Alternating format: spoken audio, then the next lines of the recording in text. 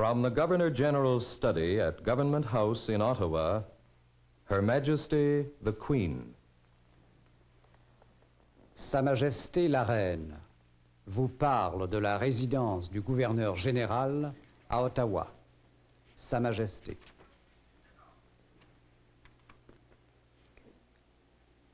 When my husband and I were leaving Canada last time, in the teeth of a gale, as you may remember, we heard the kindly people at Portugal Cove singing, "Will ye no come back again?"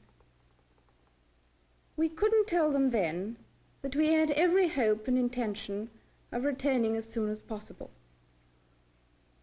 Now, after 6 years, I want you to know how happy I am to be in Canada once again, particularly at Thanksgiving. Tomorrow afternoon, I shall open the 23rd Parliament here in the nation's capital. As you may know, it will be the first time that the Canadian Parliament has been opened by the Sovereign in person, and I'm very much looking forward to performing this duty. At this ancient ceremony, I shall preside at a formal assembly of the men and women chosen to guide the destinies of Canada. Tomorrow I shall address your representatives. Tonight I want to talk to you more personally. Next week I have another important and pleasant duty to perform. When I go to the United States, I shall be going as the head of the Canadian nation to pay a state visit to the head of our great neighboring country. I shall be going in other capacities as well, but when you hear or read about the events in Washington and other places, I want you to reflect that it is the Queen of Canada and her husband who are concerned in them. I am afraid my visit to Canada this time is going to be very short, but travelling is becoming so quick and easy that I hope to be able to pay more visits in the future. In the meantime, I have vivid memories of my journey across the country in 1951. All the varied scenes of that tour have been crowding back into my mind since I arrived, and I have been going over the great events of those days with old friends.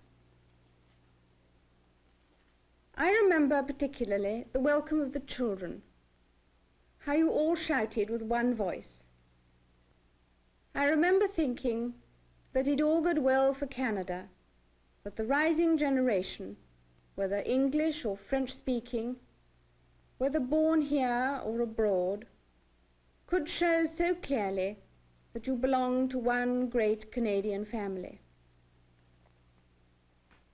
This is a wonderful and exhilarating country, worthy of your very best service when you grow up. We hope that one day we shall be able to bring our children here to see it. Different language is no bar to unity of outlook, so I want to say a few words to the French-speaking children who may be listening. Que vous soyez de langue française ou anglaise, que vous soyez né en ce merveilleux pays, ou encore venu de pays étrangers, vous faites tous partie d'une même grande famille. Vous vivez dans un pays rempli d'aventures et de joie. Combien d'autres enfants aimeraient partager votre bonheur? Lorsque vous serez rendu à maturité, vous serez fiers de servir votre pays et vous comprendrez plus facilement tout ce qu'il a fait pour vous. Je souhaite que mes enfants puissent un jour venir ici vous visiter. Great things have happened here in the last 6 years. For one thing, there are more Canadians.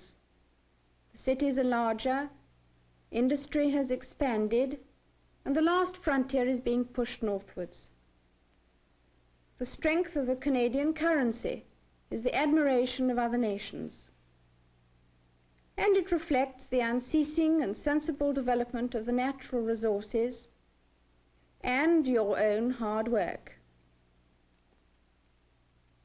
In 1959, I am hoping to be present when the St. Lawrence Seaway is opened, and then I hope to take that chance to travel more widely across the country. All these developments and adventurous undertakings are making a contribution to Canada's prosperity. But I'm also pleased to see the way Canada's stature has grown in the councils of the world. Industry and commerce may bring wealth to a country, but the character of a nation is formed by other factors.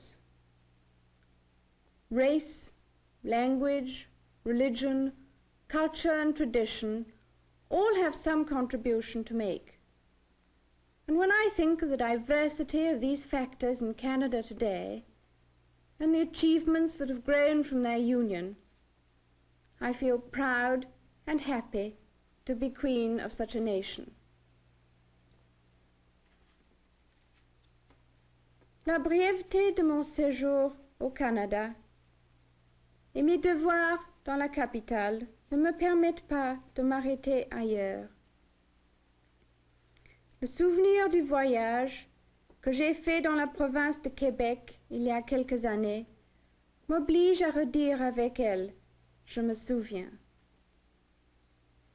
Je me souviens non seulement de la chaleur de son accueil, de la beauté de son ancien héritage, mais je me souviens aussi d'autres choses qui sont éternelles, car je connais votre amour pour cette terre canadienne où reposent vos aïeux. Je sais aussi votre dévouement passionné à votre foi ancestrale et à votre langue maternelle. En unissant loyalement vos efforts à ceux de vos concitoyens, vous avez aidé le Canada à jouer dans le monde un rôle qui ne cesse de grandir. Dans ce merveilleux pays vivent des hommes et des femmes de races et d'origines différentes, qui fraternisent et travaillent ensemble dans un état d'égalité. C'est là une belle leçon pour tous. Comme reine du Canada, j'en suis fière. Je vous dis au revoir en vous exprimant notre gratitude pour tout ce que vous avez fait pour mon mari et moi. Je vous souhaite à vous et à vos enfants la joie, la paix. There are periods when life seems a small dull round, a petty business with no point, and then suddenly we are caught up in some great event which gives us a glimpse of the solid and durable foundations of our existence. I hope that tomorrow will be such an occasion. I hope that all of you will feel that you are taking part in a piece of Canada's history. I wish more of you could be here to witness the ceremony, but at least tonight I have been able to speak to you directly in your homes.